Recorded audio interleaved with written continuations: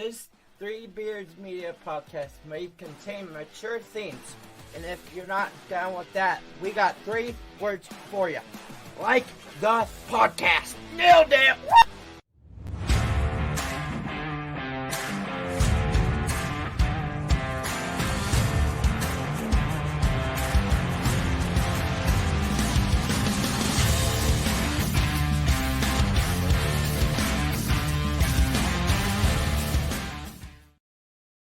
Welcome, everybody, to our new episode of False Starts with Bill Blank and Chris Shipley, episode 8.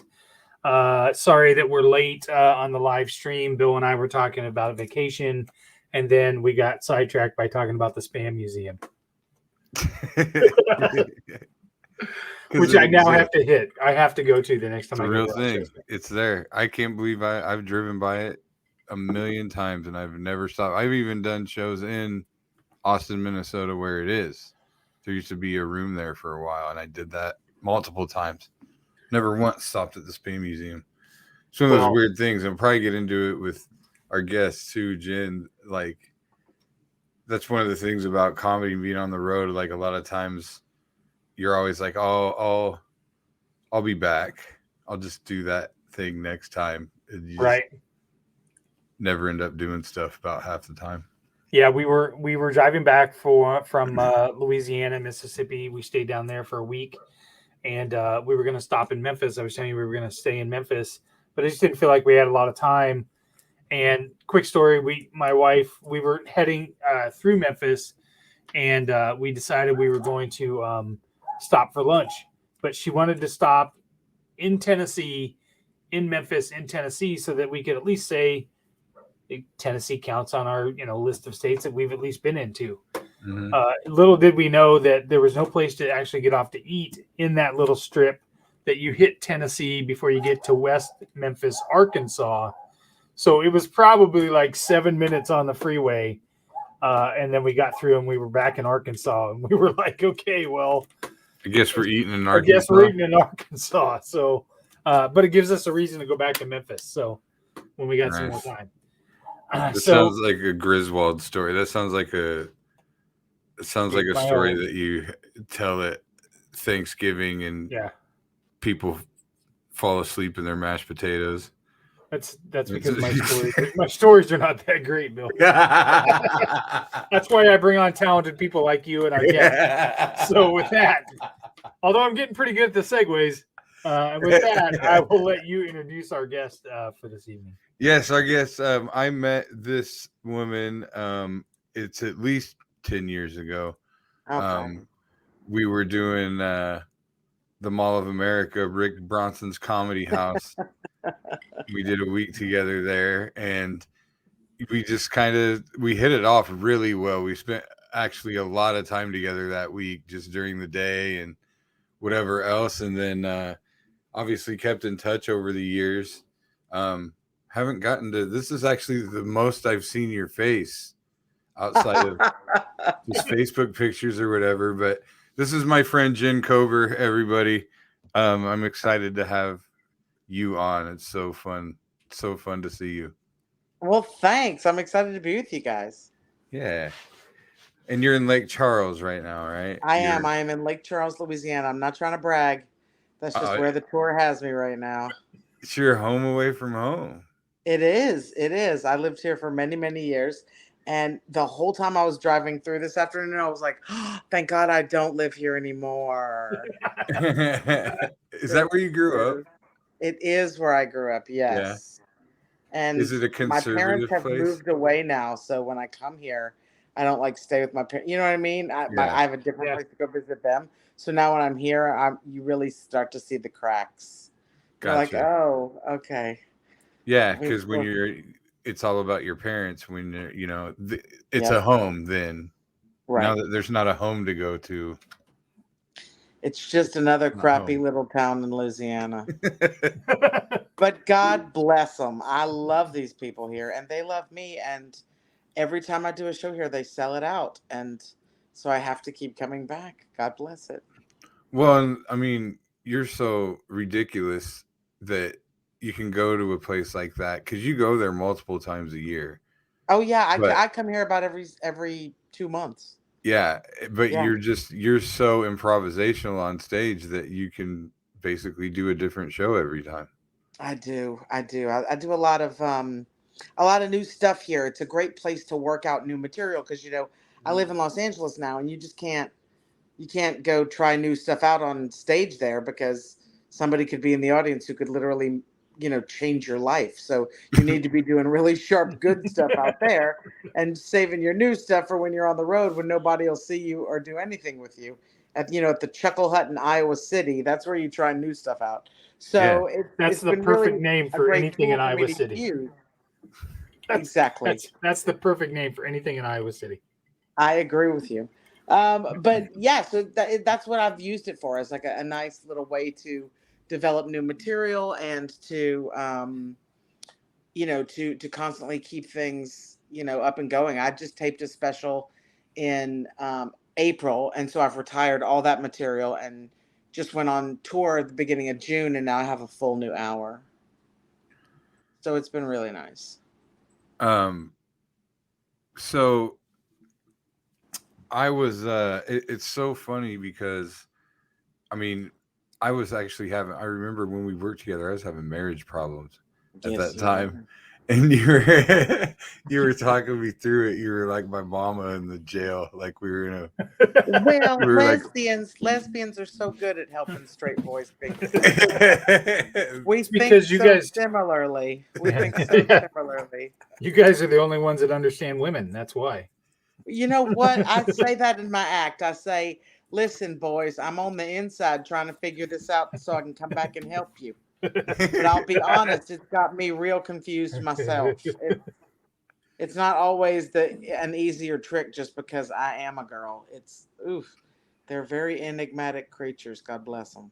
You've got and you have the best. The reason I brought that up was one of the things my ex-wife used to get pissed off at me about. She's your ex-wife now. Good. Yeah. We're entering the therapy portion of the episode already. She used to we'd be watching something on TV, and all of a sudden one of my friends would pop up, and I would be like, "Oh, that's so and so," and she would, what are you? You're such a name dropper, like.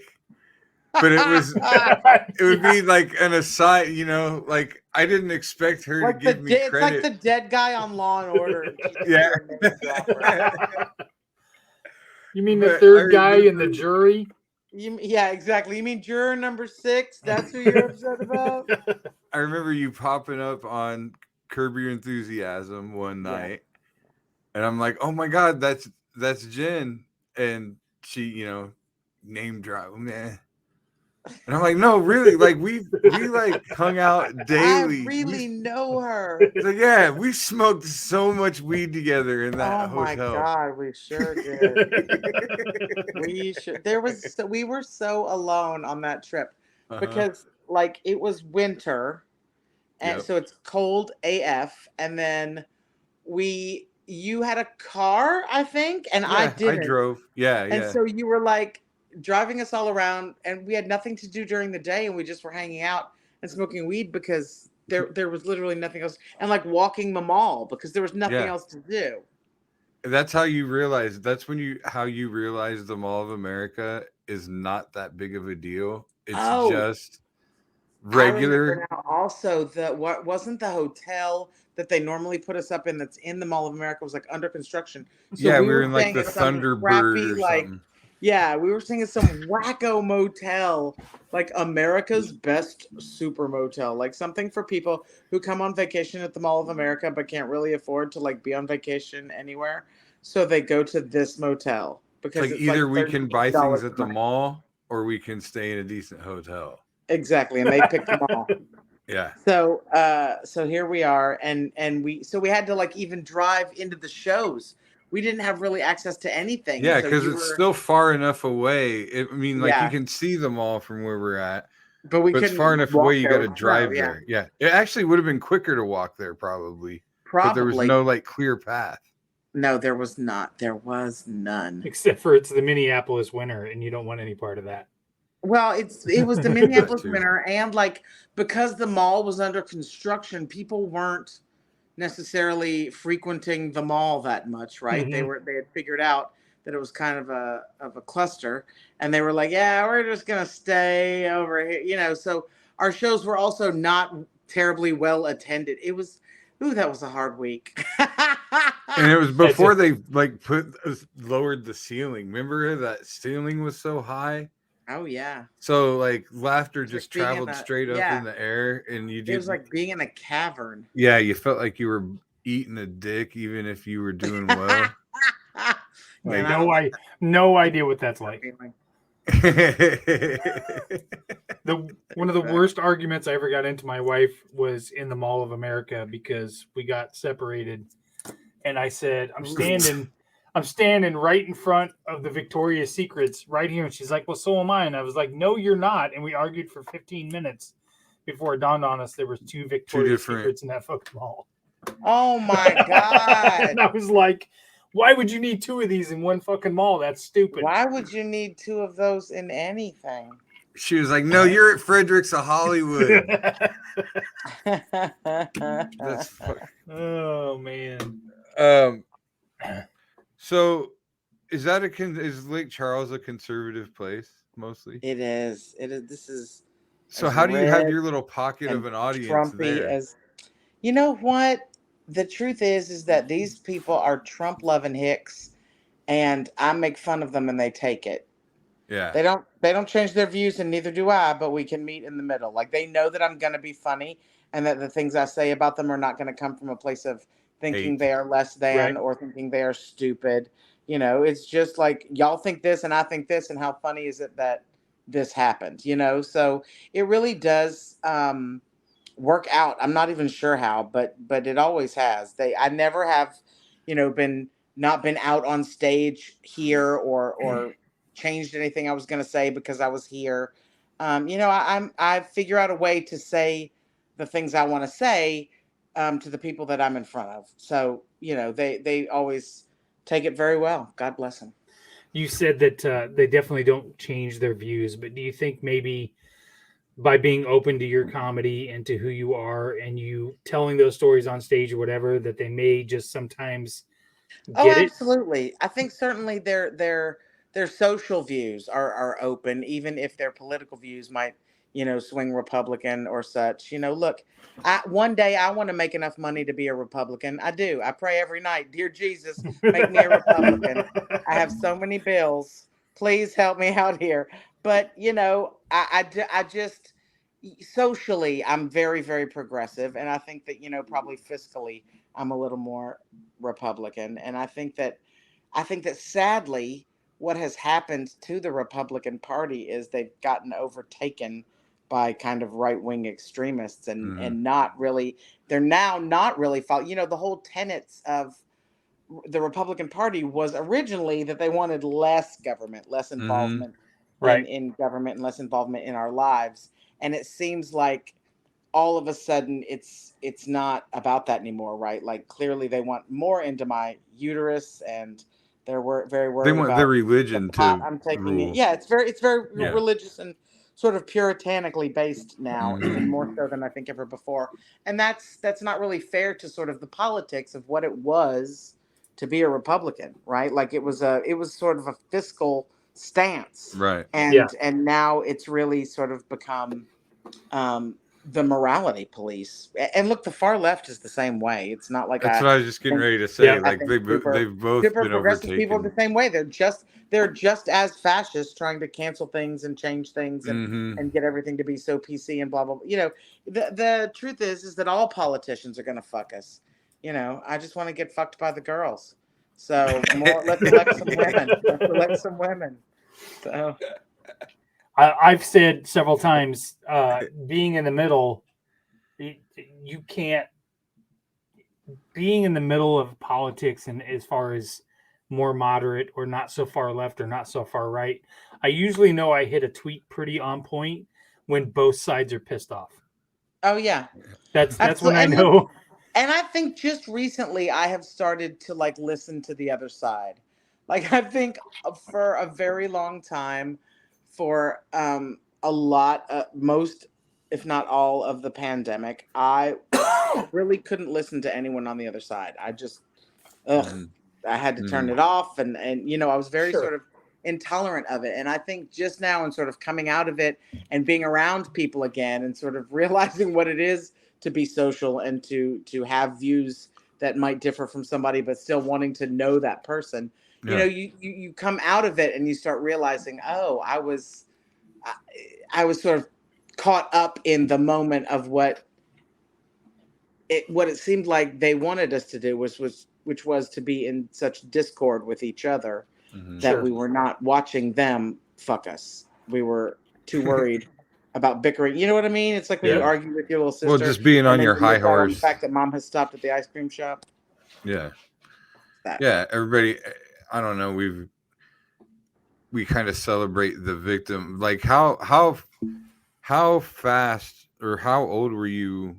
How long did it take you to be out there in in school? I came out when I was 20 because I met somebody that I wanted to date, and it was a girl. And so I came home and just told my parents and such. But I knew probably a good 2 years before that.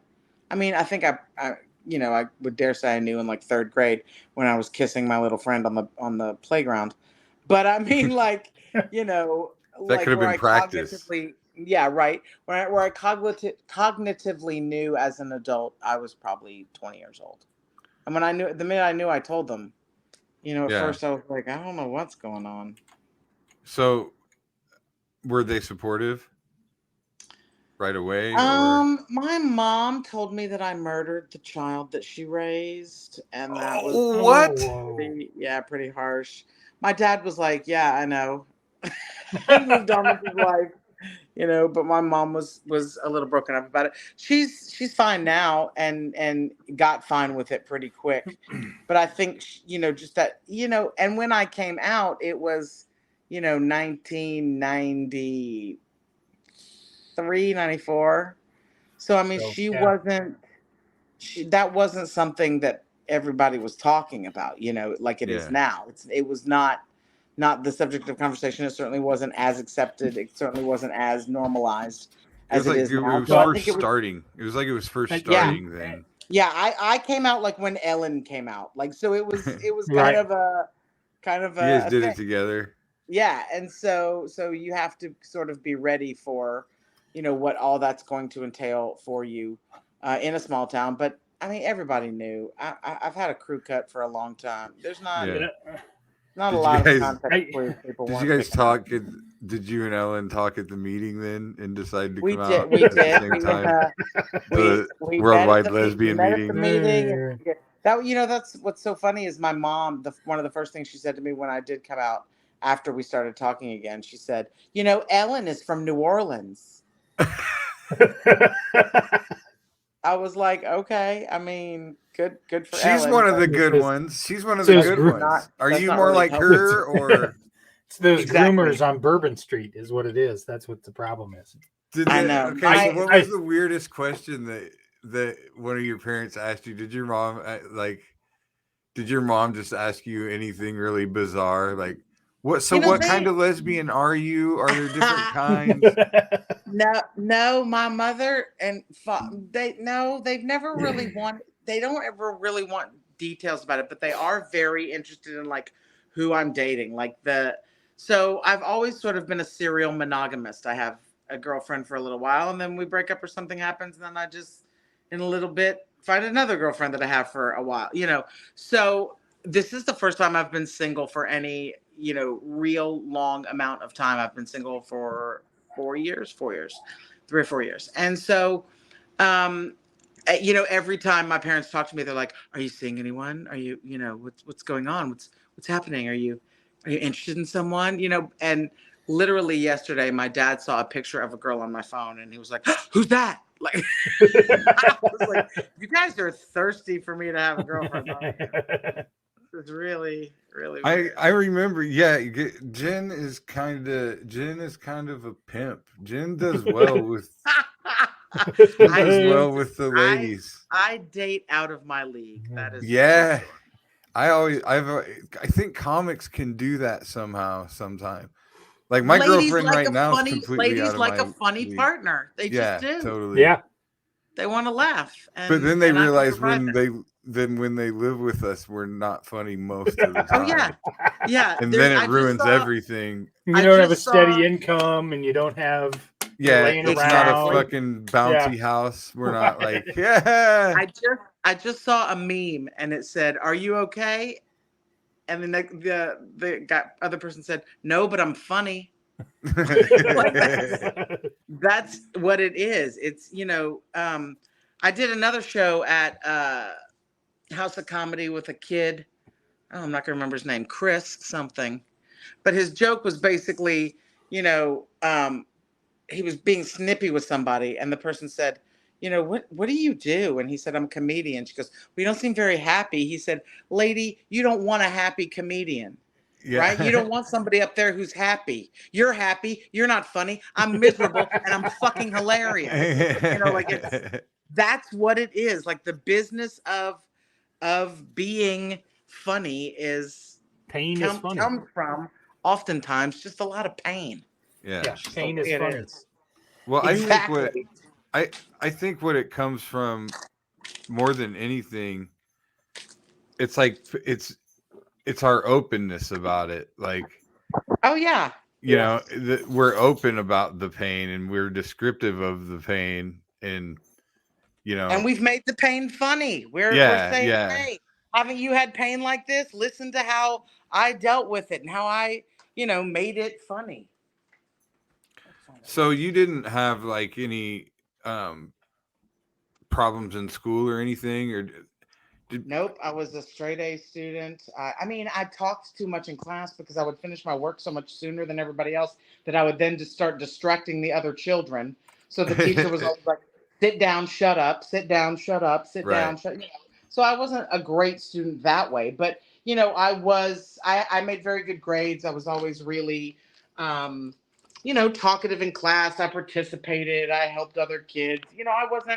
I was not a problem in school. That wasn't my damage. But you didn't have any. Like because you weren't out in school. You didn't have anything in that regard. Any issues? Nope. Nobody in school. Nobody. I had long hair and wore dresses. It was a Catholic school. We had on uniforms. Nobody thought anything. Uniforms. So I had a boyfriend all through high school and stuff. So really nobody thought anything in high school. It wasn't. That wasn't the problem. Like I said, I was raised by a narcissist, and that was my damage. So you mean the person that told you I could start talking about it? The person that told you murdered the child that they raised is a narcissist? Oh yes. I can't believe it. Well, that sounds like my ex-wife. She's like a female version of Trump. God bless her. Have you had like a partner call you a narcissist? I have before. Because it kind of gets thrown around a lot now. You know what it is? I think people don't know the difference between self-centered and narcissist. Yeah. Because I am very self-centered. I will gladly tell you that. I am the star of my movie for sure. Mm-hmm. But I'm also very compassionate and very generous and very giving and loving and all of those things. So you can say I'm selfish or self-centered, but that's because I don't have kids. I don't have a wife. I don't, you know what I mean? Like I live my life for me. I am living my best life. I don't have to worry about anybody else. And when I do, I will. But since I don't now, I'm going to do me and you worry about you. So, Yeah. Because we're an easy target for that label in relationships because we go on stage, And now are you going to go put this in your act? Are you going to make this part of your act? Right? And then they don't want. I don't want to be in your act. You know what, bitch? You signed up for this. Exactly. Is what you signed up for, and I don't know what else to tell you. It's not like I'm pointing to you while I'm saying it. I'm just saying the person I'm with. People are either going to know that's you or not. You got to calm it down. These are jokes. We all get it. Yeah. Calm down. I remember my ex-wife got a breast reduction and I was talking about it on stage and she was pissed. Oh my God, I She bet was she was. hot. Yeah, she got so mad at me. Look, ladies are not easy to please. It is one of the hardest things you'll ever do to try to keep a woman happy. Well, I remember talking. I look back on it now and I get why it made her so mad, but it was obviously a joke because I adored my wife. Like, so like, but I was talking about the tube. They have the tubes that like fluid drains Yeah, out. the drain tubes. afterward. Yeah, I know. Honey, I know my ex went through a breast. She had to have one of her implants popped while we were together. It ruptured, so we had to go through the whole surgery together. Yeah. And honey, she was never so nice to me as she was when I was taking care of her when she was surgeried up. Oh, for That sure. she was. I liked her on drugs. That was a real. I just remember the two because I go, this fluid drains out, and I don't know what it's called, but I just called it my love for her, like slowly seeping out of her body. That's hilarious. And she, I mean, come on, you had to know. I mean, I adored her. She knew I adored her. Like, come on, like. Look, it's just the way you got to know that's how my brain works. Did she divorce you? Oh, yeah. Yeah. She left me twice. Jesus. We got separated for a while and got back together, and then, again. Yeah, that's just prolonging the inevitable. It ended up looking back. It kind of ended up being that way, but yeah, I did the same thing. I will give almost anyone another chance. Yeah, I really will, but. Ugh, it never works. It's never. Oh, I was so like a minute. You're like, oh yeah, I remember why I liked this, and then after about 3 days, you're like, oh yeah, I remember why this was bullshit. I remember why I wanted out. Yeah, I was just so. Why I was leaving. Fuck. I became so codependent. It was weird because I was never like that. Yeah. And then I just became that way, and so you look back and you're like, I can't believe I let myself get reduced to this. Yes. I'm so not that person. Yeah. It's funny you say that, Bill, because from the outside looking in, being somebody that's on stage with the, being a comic and having that persona of having, I don't know, self-confidence and things like that. It's strange to hear you describe yourself like that, which goes to what we've talked about before in a lot of episodes about how outside perception isn't always necessarily the narrative that we see. Oh, no, not even a little bit. I mean, I think that's one of the things people don't know about comedians is that it is a very lonely life. Yes. You think, oh, you mean that you must love it. You're on the road and you're meeting people and blah, blah, blah. Yeah, kinda. But I'm also on the road, which makes me like cranky, right? Mm-hmm. I've been up since 6 a.m. on a flight to even get here. I don't get to see the city because I'm in and out, so quickly. I don't get to really enjoy myself while I'm there. I really just want to get to the hotel, take a nap and take a shower, get dressed for the show, do the show, and then I pop right back up first thing in the morning to leave to go somewhere else. Mm-hmm. So it's a very lonely existence. I'm really only around people when I'm on stage. Yeah. And sometimes I talk to people after and I have hooked up with people after, but mostly it's like me with my hand in my pants watching Law and Order, eating steak and cake. There doesn't sound anything wrong with that. I've told people that a lot. Like you spend the majority of your time alone in a hotel room. Mm-hmm.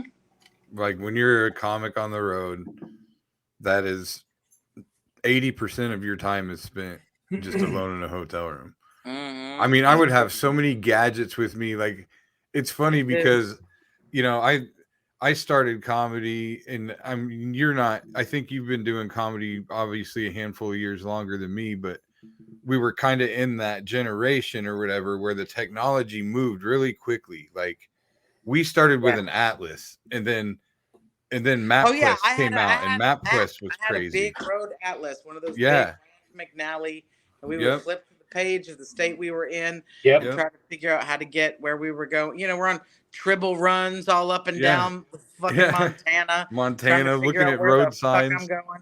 I mean, terrible. Trying to get to the hotel so we can print out some MapQuest. Yeah, exactly. And then you had the Atlas to back it up, and then the first versions of GPS came out. I remember getting one of those for Christmas. Oh yeah, TomTom. I had a TomTom. Yeah. And those would fuck you all the time. Those weren't quite ready. Yeah, if you didn't get fucked update by them. those all the time. But it was a lot of great material, right? That bitch loved to put me on a bridge and be like, turn left. yeah. Turn left. I'm like, bitch, I'm on water. Left is water. She don't care. 100%. She'll take you through somebody's backyard to get you there quicker. She don't give a shit.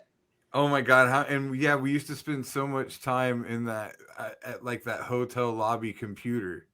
Yeah. Which you don't ever You go have to a that business thing anymore. center. Wonderful. Yeah, Great. I mean, Yes. There's a let me printer. print out the directions for the next 5 trips we're going on. 100%. They had one of those in the hotel I was in yesterday on Saturday. I was like, it's one lone computer now and a printer right next to it. And nobody, Not like nobody uses it Nobody anymore. used it. It No, just it just sits sat there. there. Yeah. I mean, it used to be go down there and be pissed because somebody was sitting there. Mhm. Yeah. It was like the old like phone booths. Printing out their boarding pass Right. or Oh, yeah. yeah. Checking Yeah. their porn account in the middle of the business center. And just all that stuff. All that stuff just kept changing and changing, and we were going right along with it, and I mean, it obviously continues to do so. I'm not a TikTok guy or anything. I get shit for that all the time, but You're missing out. Yeah, I posted a couple of things on TikTok, and then somebody had to come back and tell me like, "Oh, your thing blew up on TikTok." I was like, "Oh shit, I should check that." yeah, I don't know. I can't. Okay. that's what I mean, I'm terrible with Twitter. I sometimes say things on Twitter. Usually it's only during like football and basketball season, and I only bitch about refs on Twitter, and I don't use it really for anything else. Yeah, I got rid of it once it became kind of a free for all when Elon Musk took over. I was like, you know what? No one on here wants to hear from me. I'm just gonna bow out gracefully and just go into the good night. And I just faded away from the Twitter, and my life has been just fine. There was a comedian who kept trying to goad me into like arguing with him. He would just say all these things, and I was like, you have 42 followers. Do you really think I'm going to take my 7,000 followers, engage you in a fucking argument, and let you get attention? Like, who are you? Are you stupid? Are you new? What's happening? What was he trying to get you to argue 42 about? followers. He kept just trying to goad me into an argument with him, and I was like, oh my God. He was saying all this really salacious shit, and I was like, I'm done. I don't give a fuck about this or this guy or this whole platform. Like, this is dumb. Yeah. 42 followers and a blue check mark that he paid for. Yeah, exactly. That he pays for. Yeah. It's Listen, all. Go ahead. Bill. No, go ahead, Bill. Finish your thought. Well, it's all just kind of a cesspool in general. I mean, it's hard with social media. To me, if I weren't a comic, I wouldn't have it. I wouldn't have it. I agree. That's what I say to my mother all the time. I'm like, I wish I could fucking get rid of this so badly. Yeah. If I could just take it off my phone, take it out of my life, and just move on and just talk to the people I want to talk to, my life would be so much easier and so much simpler, and I'd be so much happier. I do not enjoy getting on there, but I do enjoy staying connected to people I haven't seen in forever. Exactly. Yeah. So I was it's just nice going to for say that. that. That's the good And thing. it's just such an important marketing tool. I mean, I can't get people to these shows without using social media, and I hate that. But that's the way it is. It's a necessary evil. Yeah, it is, and I hate it. I really do. I would give anything if we could fix it, but sadly, you that can't. old You Zuckerberg can't fella- filter it like that. It's just you can't. it's never going to exist that way. No, I know. Do you watch Black Mirror? Have you watched Black Mirror? I have watched Black Mirror, but I have not seen the new Black Mirror. I haven't the new one either. I hear there's a new one that I need to see because it's very meta and very sort of about the social media. That's one of those shows that like I need a big pizza and a whole bunch of soda and a shit ton of weed, and then I'm just gonna sit there and watch that. all Like of that's it. my activity for like 3 days. Yeah. Yeah. And see, here's my thing, Jen. Jen has one of the best. Like, did you really just say that? Faces. She does. I'm telling you, like on stage, I've seen it, in Hacks when you were in the audience on Hacks that you were making that face when she was trying to just gay everything up, and you just like, you got the best. Yeah, It's sort not of what you talking about, Will, is kind of yeah. It's not a resting bitch face. It's a. Did you really Right. like? Are you But from there's- this planet? But there's anger there. There's some anger there. It's absolutely. I've seen. I'm pretty sure I saw it on Curb. Yes. Because that was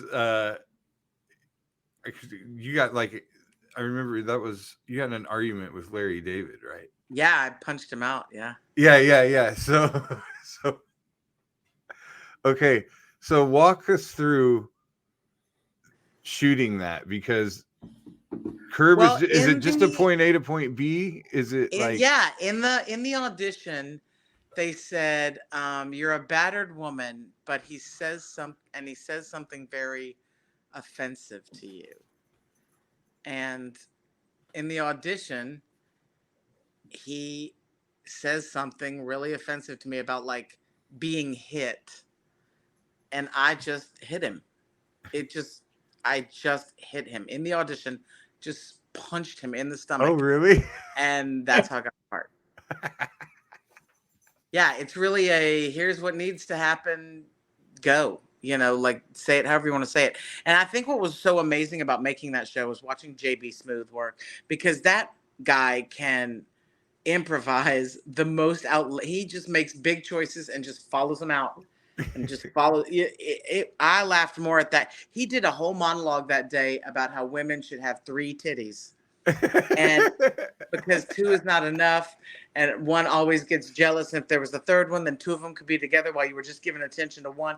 It was so. I just remember laughing just so hard the whole time he was talking. So yeah, it was a great show to work on, because it was, every take was different. And Larry really encouraged you to do that. So to just play. Yeah, exactly. Yeah. Have a good time. Make it funny every time. Make it different every time. He didn't care. That's awesome. So how many takes would you normally? Oh, I think we probably did 3 or 4 of each thing. Because there wasn't a lot of needing to stop because somebody forgot their lines or anything, because you were just improvising. Right. So you could really get through a whole scene and kind of see where it takes you, and just follow, the line before, and have it come out kind of 3 different ways. So it was fun. Well, because they're doing. You don't know what they're going to use.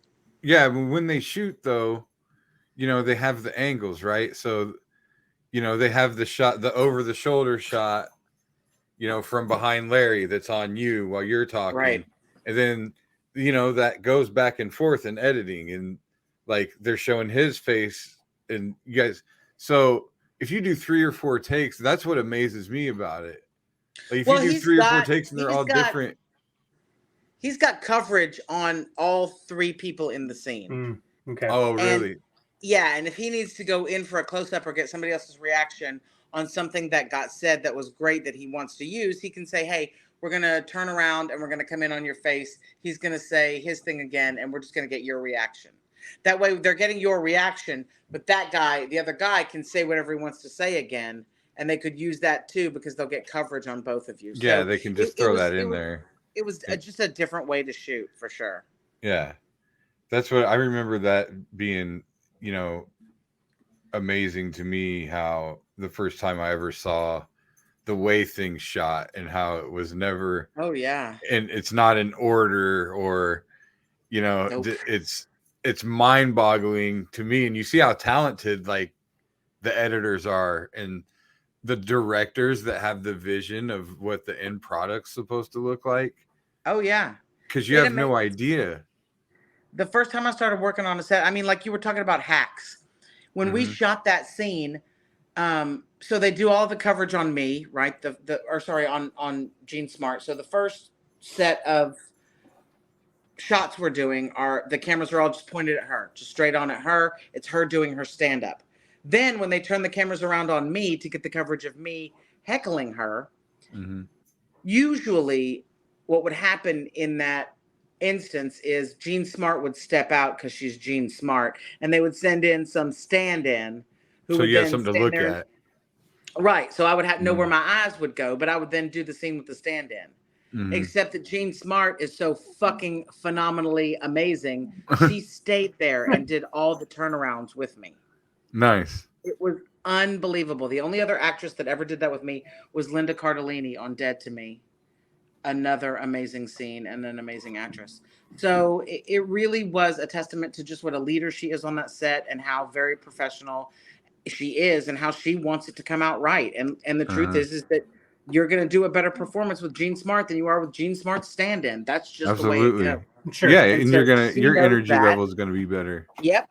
Yeah. And she knew that, and she wanted it to be right. And she, rather than go sit in her trailer and have some 5-minute rest, she Right. was like, fuck Right. that. I'm going to just do this scene and make sure this scene is good. And it was amazing to watch her work. Amazing.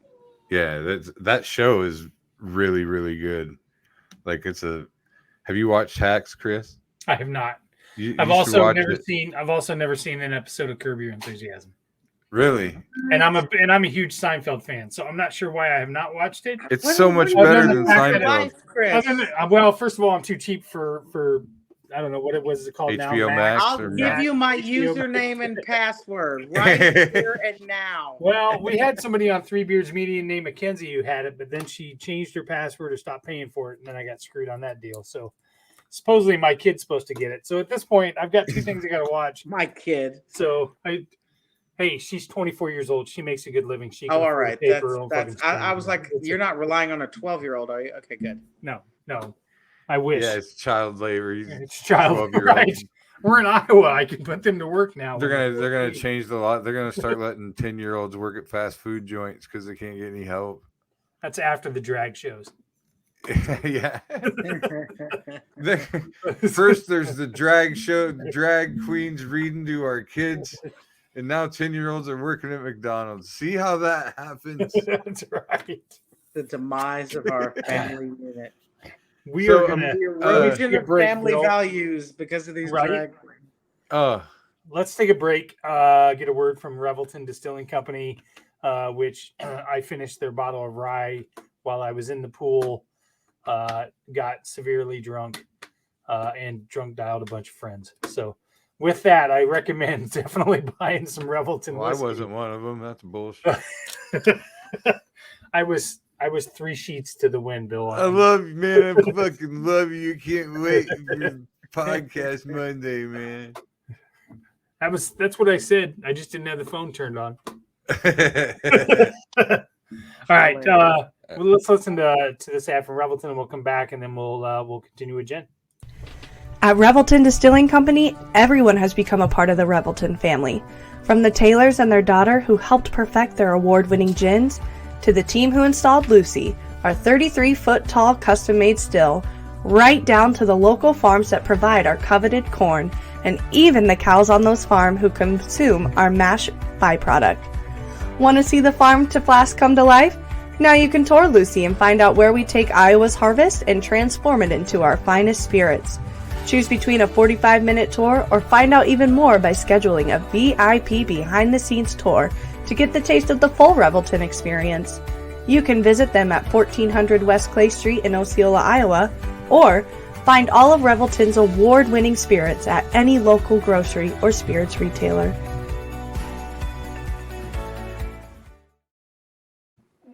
All right, we're back. Thanks again to Rob and Christy at Revelton.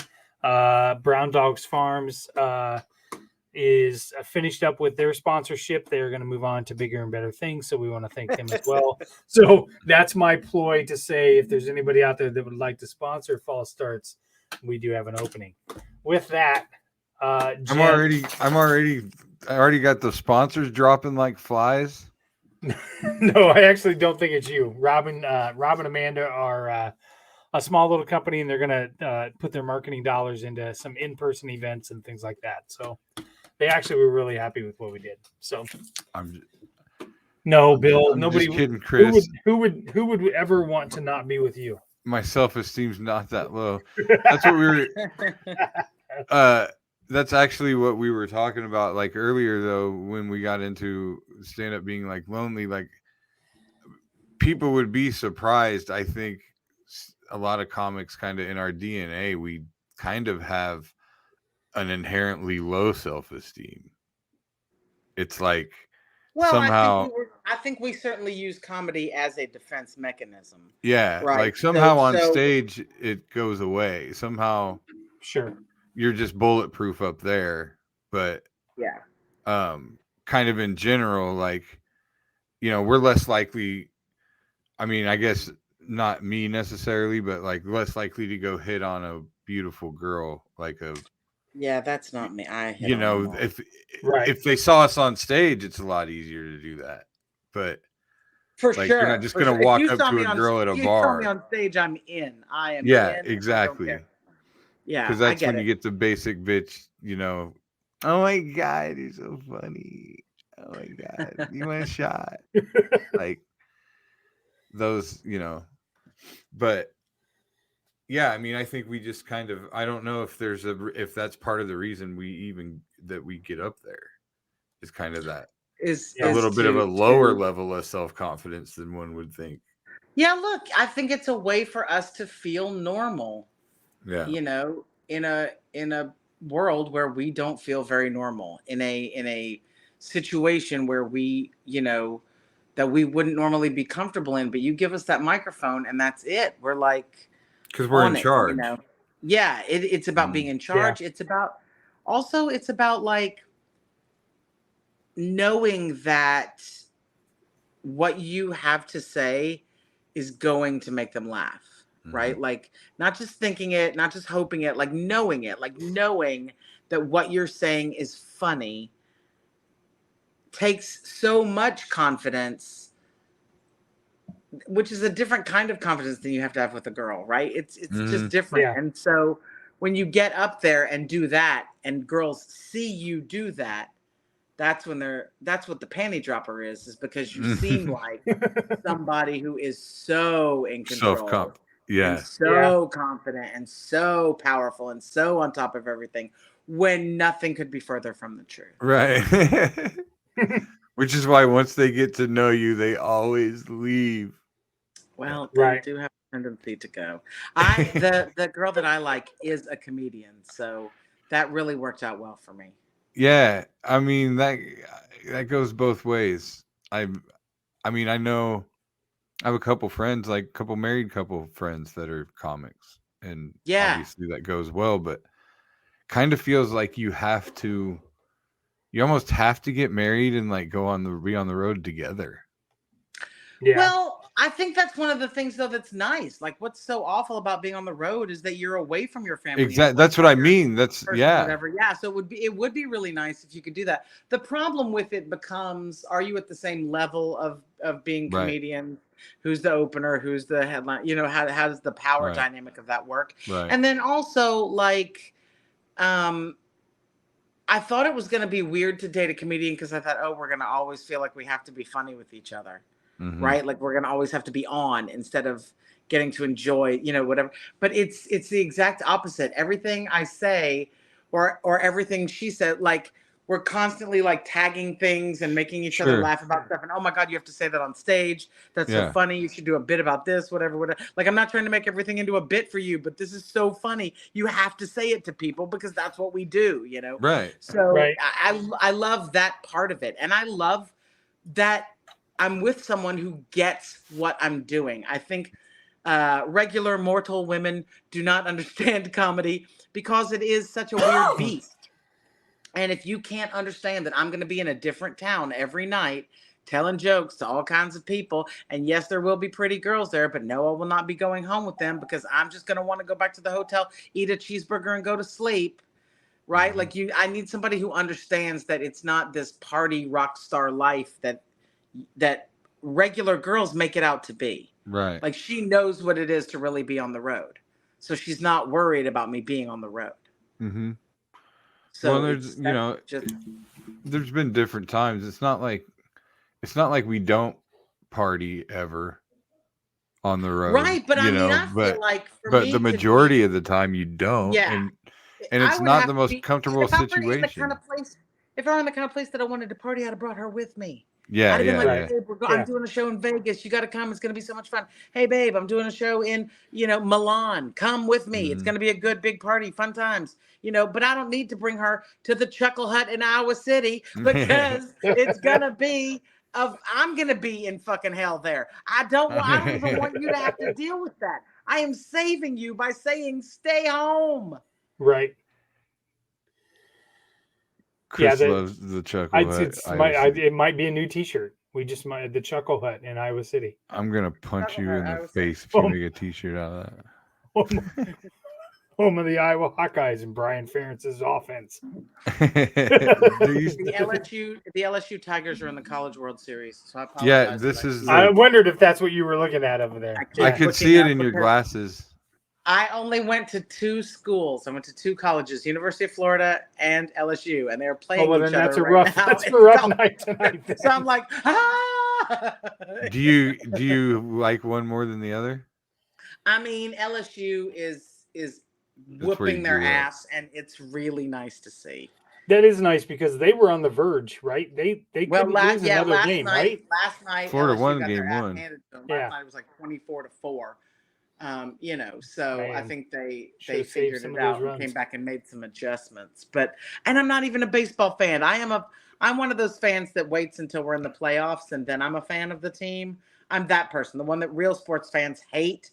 That's me. That's the lesbian I am. I'm too busy building things and doing real work in the world as a short-haired woman to be concerned with sports. So I am a fair weather fan. I'm like, oh, they're in the playoffs, yay! And I'll go buy a hat and a T-shirt, and I'll act like I've been a fan forever. And then when another team that has better colors wins, I'll go. Oh man, I just lost my train of thought. Did you football or what are you watching right now? Is there anything that you're streaming, anything that you're watching right now that well, I mean, that you're really into? God, I can't believe I'm gonna tell you this. Ultimatum it's a Netflix show. It's where couples one of them in the couple says, you either marry me at the end of these 3 weeks or I'm leaving you. And in those 3 weeks, they have you date somebody else. It is the most trash, awful fucking show, and I cannot watch it enough. And they did a queer one with lesbians this season. So it is just like 8 to 12 episodes of lesbian drama. It is so good. It is so good. I'm adding that to my queue now. And I hate myself for liking it this much. I really do hate myself for being so into it, but I can't stop myself. I need to know. I keep skipping ahead and getting on the Google during the show to find out who's still together in real life and who is like. Why would you do that? Why would you ruin it? Well, because stuff has happened in real life even since the episodes have aired. You got to know. Yeah. So you wait till after the episode, like maybe. So I wait till after the episode, then I go look at the real life thing to see what really happened. Yeah. Gotcha. Listen, Jen, I'm with you. I'm a 52-year-old white man, and I have streamed every episode of Love Is Blind on Netflix. That is a great one. I love that show. I watch it to the point where my 24-year-old daughter is the one that showed it to me. So I was texting her as I was watching season 4, and she's like, Dad, I'm at school teaching. I have not watched season 3 yet, and you're already on season 4. And I was like, so good. I was like, I got nobody to talk to about this stuff. You call me anytime, Chris. I will have a deep discussion with you about it. I watched the shit out of that show. I got into Married at First Sight there for a while. Oh, that's a good one too. Yeah. That's a good one too. I love those kind of shows where it's about like commitment and relationships and love because it always goes wrong. All within a couple of days. Right.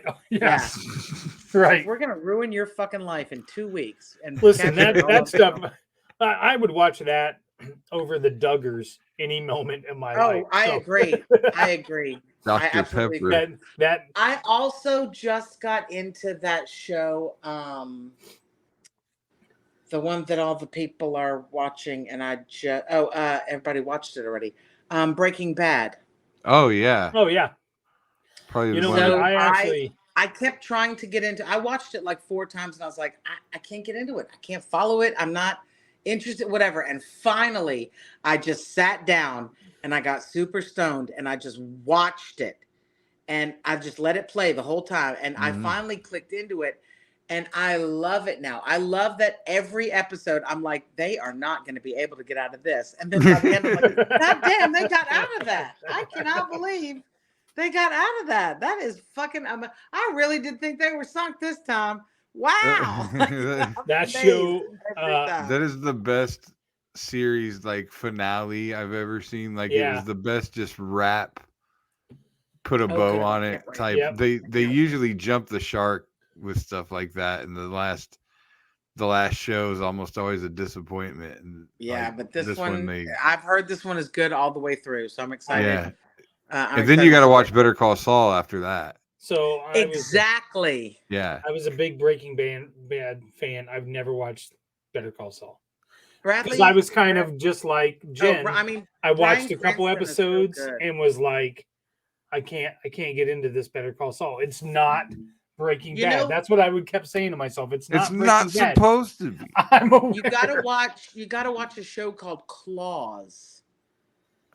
It's about a nail salon that is a front for a money laundering. Oh yeah, you know what? I think is that and the guy who plays the brother-in-law on Breaking Bad, who's the cop. Yes, cop. Yes, that guy is the bad guy in Claws.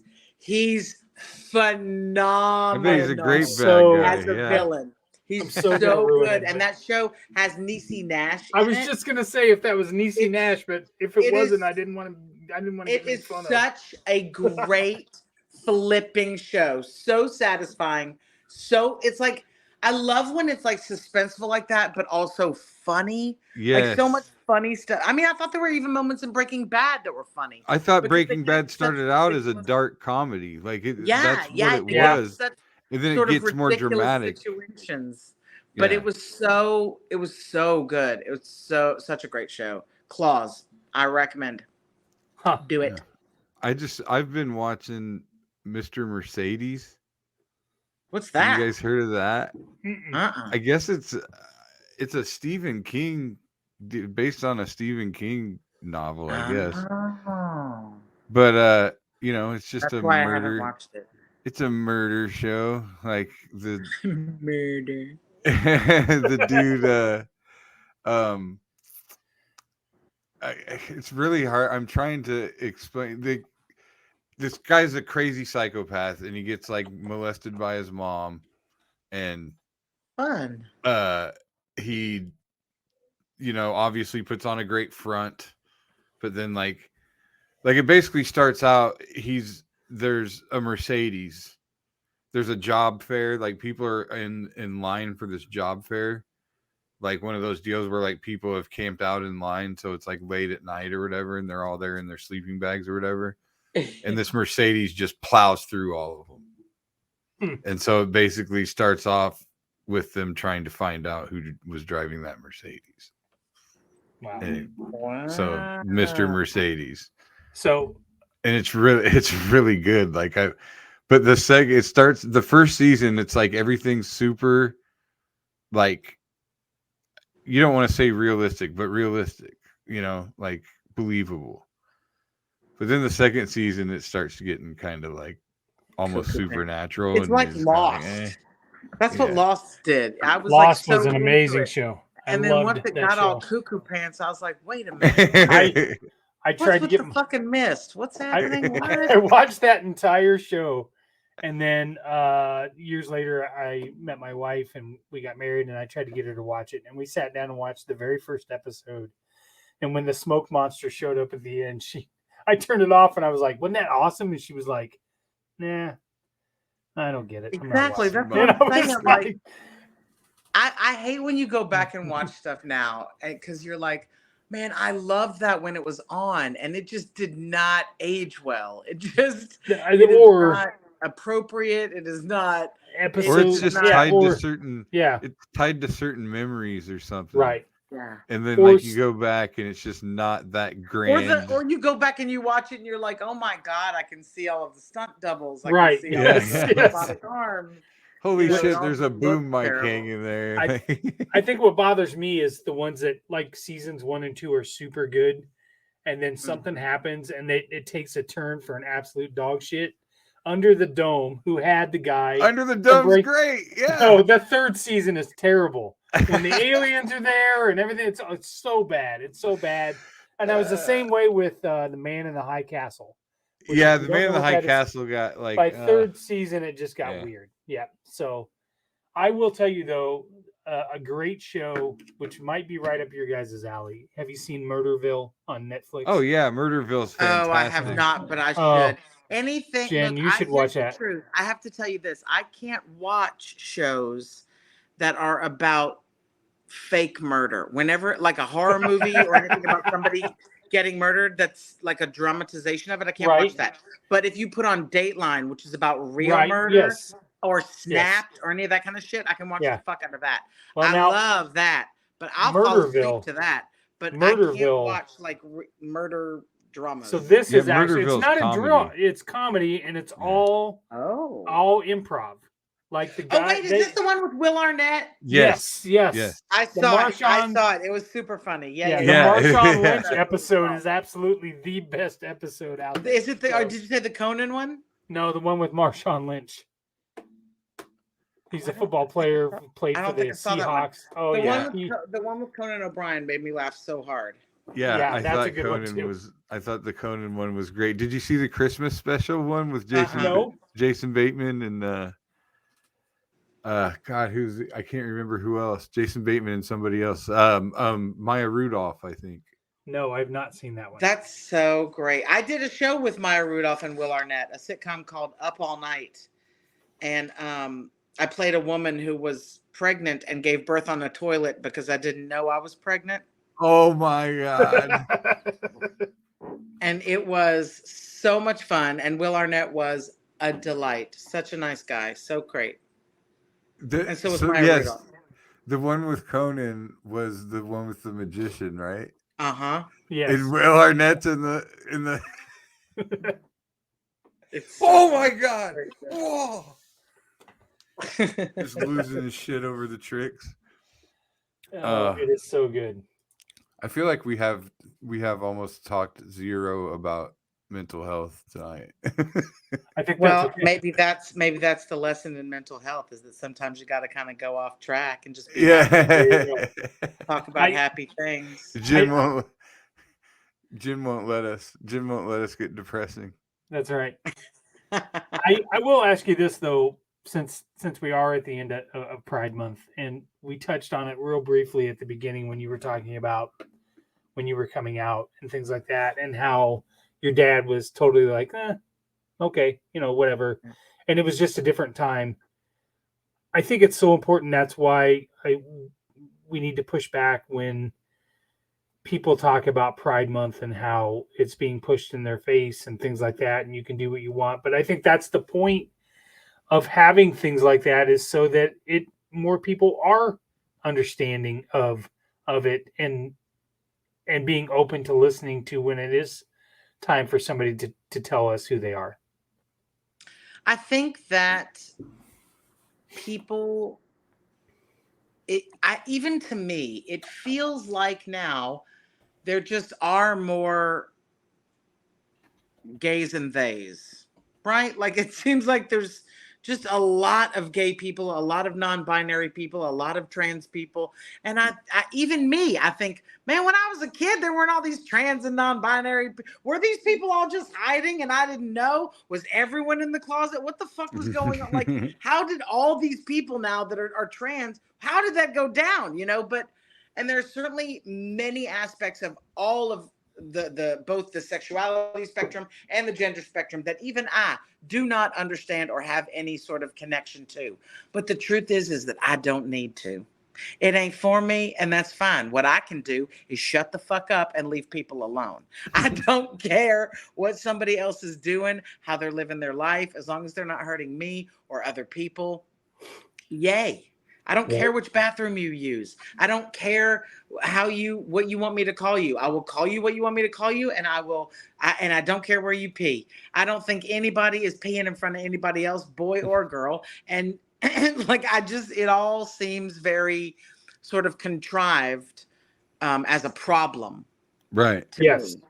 Yeah, I don't So I understand. think that something like Pride Month has to happen because, and I think it's happening even louder and bigger now than it did before because people are saying this, like, Right. sort of, when you, I wish we didn't have to have a pride. I mean, what a lovely world it would be if I didn't need to worry about if I had the same rights as someone else because of the way I like to have sex or the way I like to love. Like it's so stupid that that's what the case is, but it's true.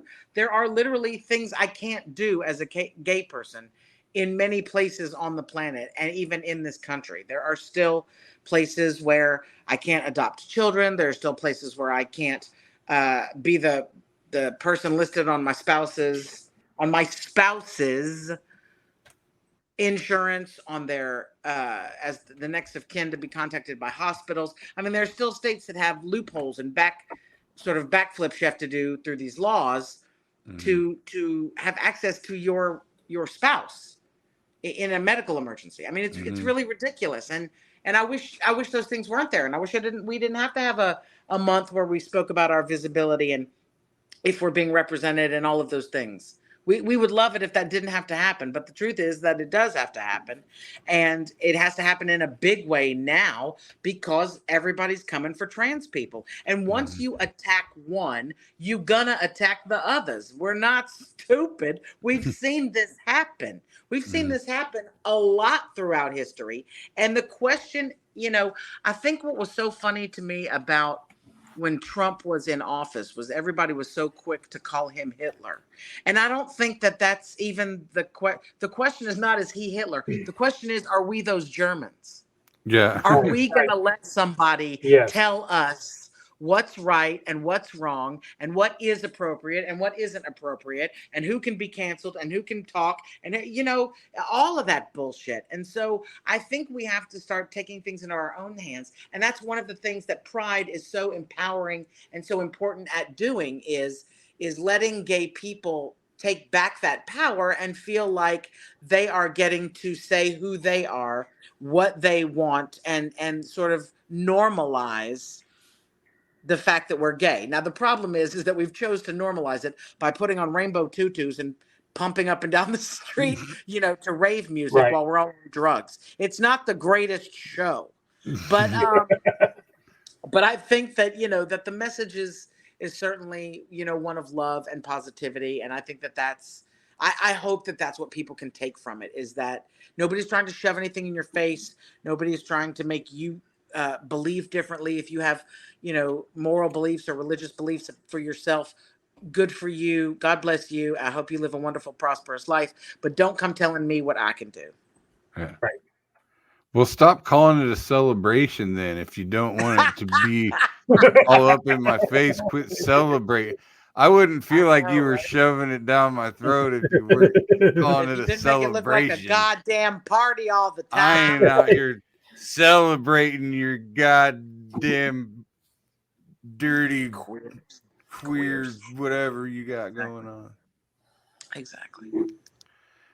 I wonder if people are my thing is I just can't wrap my mind around how passionately people are against things. Like this whole gender argument, like when people are like men are men, women are women, and they're so passionate. I think, and it's like, why do you care that much? I don't think a lot of people do care. I think the people that care are just loud.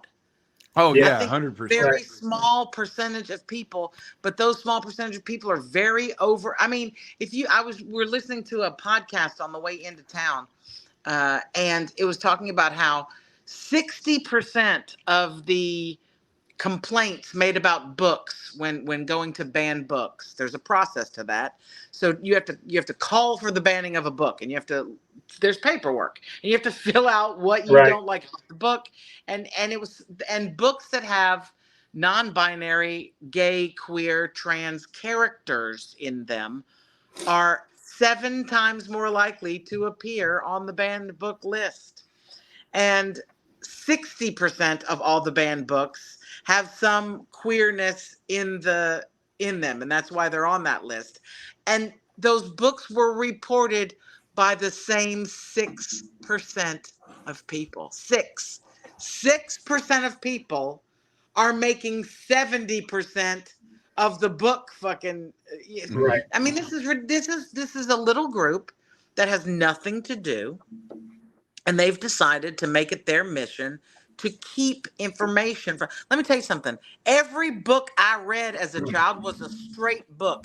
I never read a gay book. Nobody told me about being gay, and none of that knocked the taste of pussy out of my mouth. I'm just saying, it doesn't matter what a kid is going to be who a kid is going to be. It's not about me reading a fucking book. Right. Oh yeah, I always said gay in my life. In fact, everything I read told me that being gay was probably not a real good fucking idea. yeah. It's what was going on. It's what was happening. It's who I was. It's part of who I was, at least. And so to now have, to see that this small faction of people is really blowing it up and making it so hard for so many is what I think we have to start realizing. This is not everybody. It's like this Roe versus Wade. 87% of people believe in a woman's right to choose. 87, and now we've overturned a federal law that it's so ridiculous, and it's because a small faction of people got together and made a plan. That's what happened. Right. And they've had this plan in the works from the minute Roe v. Wade went into effect. They were going to turn this around, and they were in it for the long game, and they got their job done. And I think what they didn't count on is that so many people would be on the other side of it, and that now it's almost like a silly law to even go ahead, overturn your Roe v. Wade. I will drive to another state, you dumb fuck, and get a pill or get what I need done because you've left it up to the states now, and the states aren't these puritanical little church holes. Well, we took it out.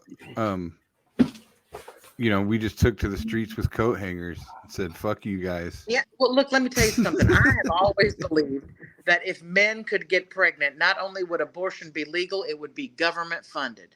Yeah. Right. It'd be free. I mean, if a man had to carry a baby, oh my God, we'd never talk about this again. Never once. Never once. You would be kicking yourselves in the.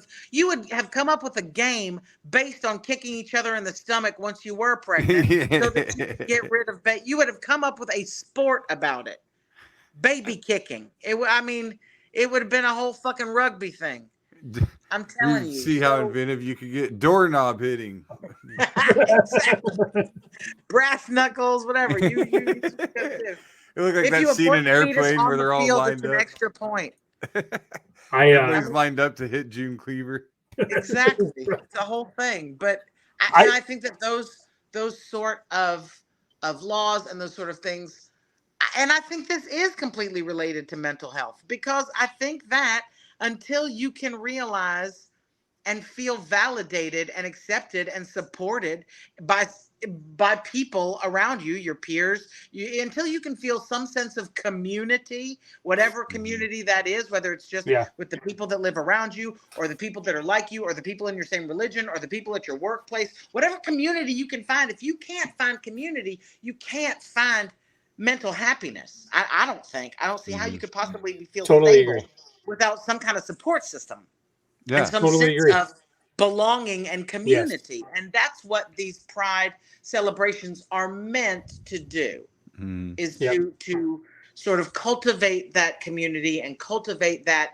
togetherness and that we are more alike than we are different sort of feeling in people, so that we do, we are showing up more mentally stable in the workplace and for our families and in our communities and in these leadership positions that we all are taking on more of now that we've all come back together, So I think it is all completely intertwined, because, the mental health is what's always going to make things better. I mean, well, and what pride does is it helps with, I guess in my opinion, it helps with people who don't have that support system at home as strongly. Like, and then hopefully going forward, more and more kids they'll come out and they will have that support system at home now because it's more normalized to where, like, I can tell you for a fact, like I have a cousin who committed suicide in the last year, who was gay, whose parents were complete like Trump people, like listening to Alex Jones type people, and then I have my little sister, and my little sister grew up with a family who supported her from the jump. Like, she never ever had even an inkling of being outcast from our family. She was the baby. I mean, she was the spoiled one. Everybody loved her the most, pretty much, in the house. So like, yeah. And so those two people, if you look, I mean, looks very I mean, one of them, and it's not to say that it's his parents' fault that he committed suicide. There's a number of things, but when you don't, even if your parents do, like, on the surface accept you, but then they publicly support things that are directly against you. Like, it's exactly. You know, that's going to be hard to reconcile. It's going to fuck your brain up. It does, and it is. And so, but then you could see, like, it's very different. And that's why I'm very jealous of, like, the super religious people. Like, I've never been able to wrap my mind around religion, like, as a whole. But I know for a fact that the person who does believe, that's super religious, them on their deathbed is a hell of a lot different than somebody that doesn't believe. Like, well, you know. Yes, but I also so I'm jealous of it. That belief in God isn't the only sort of faith and belief that you can have. You could certainly have a commitment and a faith, you know, in yourself or in a spirituality or in a, you know, some sort of higher power without having it need it to be religion. I think what you're talking about is being comforted in the fact that you would know something. You feel like people because they believe. You know where you're going. They know something. But the truth is, they don't. They don't. They believe what they've done is they've chosen to believe this fairy tale so that they don't have, because they want what you're talking about. They want that peace of mind. I went on a podcast. I went on a podcast with two guys who are comedians, and it was an atheist podcast. And I think I knew one of them was an atheist, and so I thought it was just going to be kind of a discussion of religion or whatever. But I never really said to him what I was or what my beliefs were.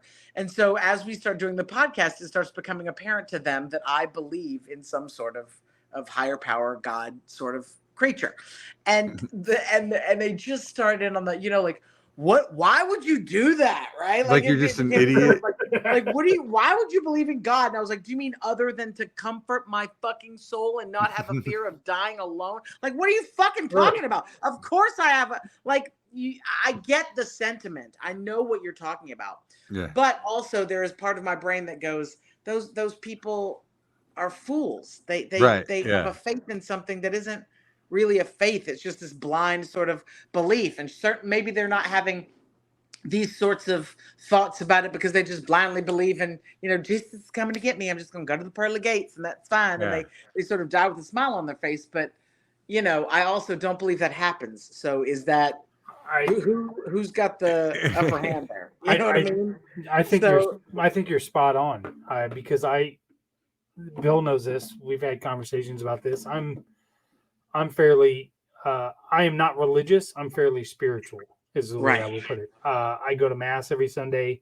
I have a personal relationship that with God, but I also don't swallow hook, line, and sinker everything that the church and religion tells me that I should. Frankly, because I don't believe God's a hypocrite. That's that's the first thing. I've said for years, I don't believe that God's not going to let somebody go into heaven who, let's say, is a doctor and saves children and he's dedicated his whole life to working with the poor, but he just happens to like men, that he's not going to get into heaven. That doesn't seem like a big deal breaker to me. Yeah. So, Anne Frank didn't go to heaven, right? Anne Frank didn't go to heaven, right? They're just not taking into consideration what the Bible God did not write the Bible. Right. That's not a book by God. That is a Right. book by men who claim to have had a relationship Correct. with a guy who said he was the son of God. Okay? Right. Like, this is a convoluted story at best. I mean, if you've seen the movie Religulous, you know that this story was really stolen from Egyptians who have this exact same story of a virgin birth and a savior. I mean, it's the same story. Yeah. It's the same It's an story. evolution of a fairy tale. And the story is put into place to keep people in line. They didn't have laws. They didn't have jails. They didn't have a justice system, quote unquote. They had this book, right? Right. And I mean, even I have a friend who's converting to Orthodox Judaism, and she's going to keep kosher now. And I'm like, are you stupid? Like, I don't understand this. Do you understand that those laws about keeping kosher, the laws about not eating pig and not eating meat with cheese were put into that book because there was no refrigeration at the time? If you ate the pig, you died. They were like, oh my God, Isaac ate one of those pigs and he died. Put it in the book. Don't eat the pigs. Put that in the book. It killed Isaac. Put it in the book. They're bottom You know what I mean? feeders. Like, you couldn't eat meat with cheese. You would die. Shrimp. You couldn't eat shrimp. You would fucking die. There was no refrigeration. That's what those laws were for. They were not anything religious based. The reason they said men should not lie with men as they do with women is because they were all a bunch of fucking homos, and if they kept fucking each other, they were never going to propagate the species. They were like, That's we need true. more fucking people. We gotta stop Procreation was the big part. God says stop fucking the boys and start fucking the ladies so that we can get more people. That's why it's in the book. It doesn't have shit to do. God did not say that. God does not give a fuck what you are. Clearly, he made you the way you are. That's what I've said 100 times, and I've had conversations with. I've had conversations with my oldest, who is transgender, and said 1,000 times, God made you who you are. Yep. He didn't make a mistake. So you can have a relationship with God any way you want. Don't go based off of what somebody else tells you what that version is, or what book that somebody said they read, or anything else. You stick to the fact that Jesus preached that he loved everybody and that he didn't make a mistake. And at that point, you'll be fine. And kind of, kind of what Denny said. I'd rather go through life where I believe in a higher power and find out there's not one later than the other way around. 100%. 100%. All right, we got to wrap up. No way. Here. I'd rather not. I'd rather go through life not believing it and doing whatever I want, and then at the end finding out that there is one. Like, holy shit, I'm still going to heaven. Or as we like to call that, Brian Ferentz's offense. It's like, what?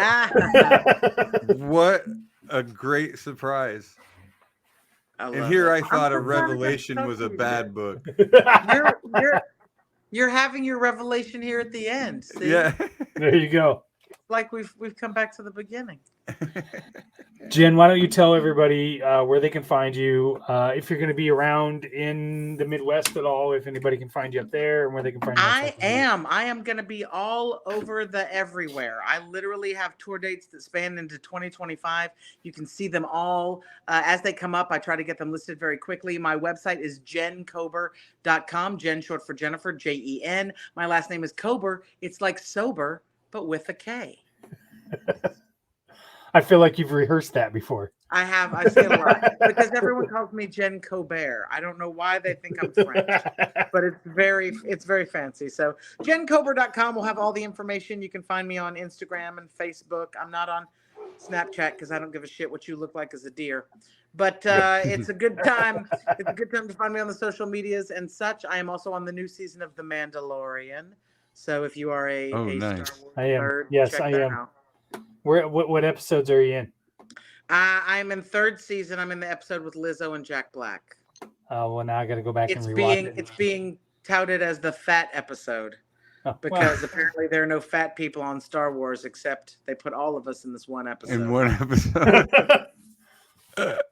All right, I'm going back to watch that episode. I actually saw Tenacious D last fall. It was amazing. Oh, yeah? It was so fun. I love those guys. Oh, my God. It was so fun. I had so much fun. I love them. Yep. All right, Jen. All Thank right. you so much for coming on. I love you. It was great to see you and Of talk course, to I you love again. you. Yes, Mwah, ma'am. mwah, mwah. She just We'll talk partially soon. likes me, so You're new. I know I'm I new. like your beard. You have a better beard. I do. You have the And- beard that I want, but mine won't come in all the way. That's I just got a few bristles here on the bottom, just pig bristles. that's a Come man on, come beard. on. That's a Jen full Cova, the beard right bearded there. lady. The bearded lady. $10. Walk around back. All right, we got a busy week around here at Three Beards Media. We've got another episode of Hot Mess Happy Hour coming up middle of the week, Old Man Strength. And then we just released Like Father, Like Daughter on Sunday. So with that, check us all out, www.threebeardsmedia.com. Bill, thank you very much. Yes, sir. Jen, it was a pleasure meeting you. I can't wait to follow your career. And when you come Absolutely. to the Midwest, I will definitely come and see you. So, Thank you so much. I'd love to have All you. all right. And with that, we are out of here. See you.